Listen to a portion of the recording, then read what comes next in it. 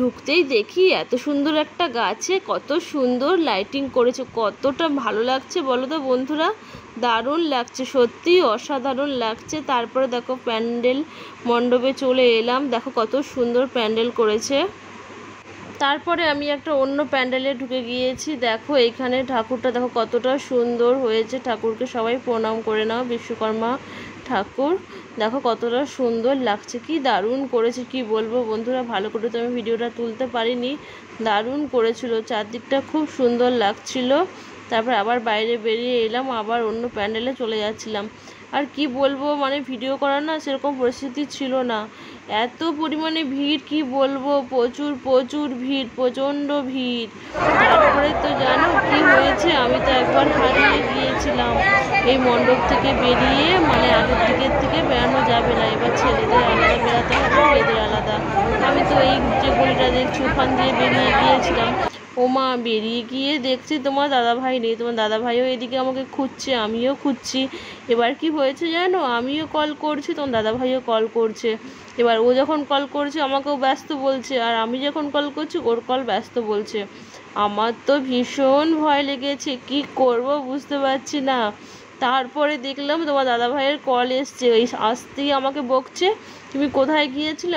আমি তো কোথাও যাইনি, আমি তো এইখানেই দাঁড়িয়ে আছি দেখো তোমাদের জন্য। বলে তুমি কোথায় আছো বলো। তারপরে আমি একটা বললাম যে আমি যেখানে ভিডিও করেছিলাম সেখানেই দেখো আমি দাঁড়িয়ে আছি। আবার ওইটা দেখে তারপর যেখানে আমি ভিডিও করেছিলাম আবার চলে এসছে। বন্ধুরা কি বলবো, আমি না ভালো করে ভিডিওটা তুলতে পারিনি, এত ভিড়, হাত উঁচু করে তুলতে হচ্ছিল, এত ভিড়। তাও আমি মেলা না সব কিছু শেষ করতে পারিনি, কি করে করব, এত বড় মেলা একদিনে শেষ করা সম্ভব না। তারপরে ভেবেছি আরও একদিন যাব, এখনও মেলা আছে, ভেবেছি একদিন লাস্ট দিন যাব, গিয়ে ঘুরে আসব।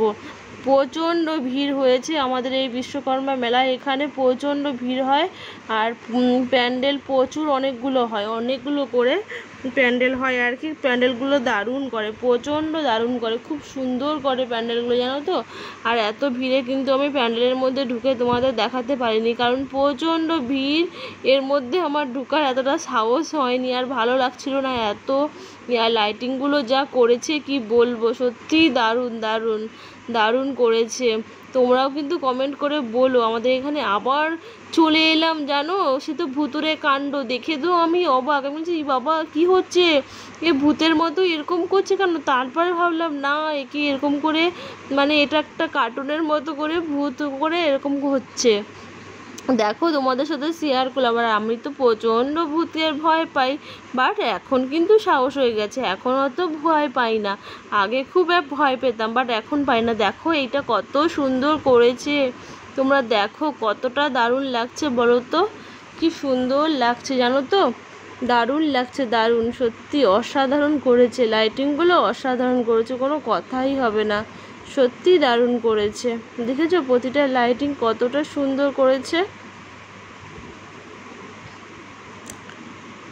তোমরা কমেন্ট করে বলো আমাদের এইখানে লাইটিংগুলো কেমন হয়েছে, সত্যি অসাধারণ। তারপর আমার ছেলে তো ক্যামেরার সামনে আসতেই চায় না, লুকিয়ে আছে পিছন দিকে।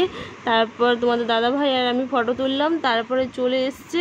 এটাকে কি বলেছিল, রোল আইসক্রিম না কি বলেছিল, ওই আইসক্রিমটা নাকি নতুন, বলছে মা এটা ইউটিউবে না দেখেছিলাম নতুন, দেখো ফার্স্ট টাইম এখানে দেখলাম।